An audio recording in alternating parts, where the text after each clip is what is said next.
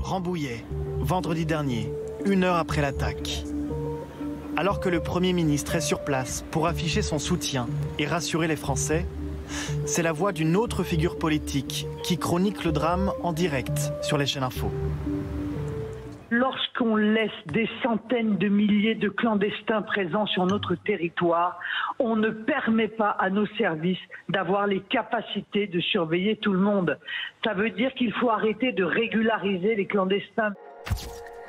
Marine Le Pen, qui rêve de débattre face à Emmanuel Macron en 2022, affirme l'existence d'un lien entre immigration et terrorisme.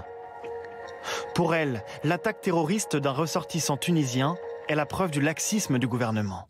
Jamais les Français n'ont été autant encerclés par la délinquance et la criminalité. Quand M. Dupond-Moretti dit qu'il est le ministre des détenus, alors on a la tonalité de ce gouvernement. Il assume son sexisme. Le garde des Sceaux est contraint de descendre à son tour dans l'arène numérique. Toujours des mensonges et des phrases tronquées. Quel cynisme, quelle indignité, quelle ignominie que de tenter d'exploiter cette tragédie à votre profit 2 heures seulement après le crime. La menace terroriste s'impose déjà comme l'un des thèmes phares de la prochaine présidentielle. Dans un récent sondage IFOP, 86% des Français affirment que la lutte contre l'insécurité comptera dans leur vote. Alors Emmanuel Macron tente d'occuper le terrain sécuritaire, notamment lors d'une récente visite dans un quartier sensible de Montpellier. Efficacité, exemplarité, c'est le tandem auquel nous croyons.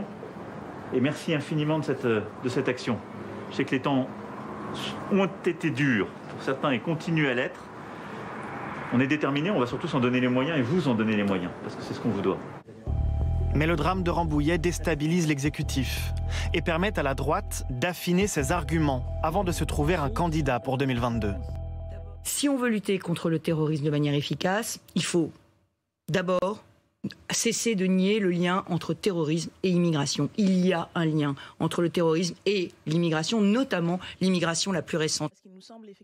Le terrorisme serait le terreau de l'extrême droite, pour la députée France Insoumise, Danielle Obono. La droite extrême et l'extrême droite qui se servent de tous les faits possibles, y compris les plus dramatiques et les plus atroces, pour pouvoir justifier, eux, leur idéologie, qui est de considérer que l'immigration est la source de tous les maux en France. Et je crois que c'est extrêmement...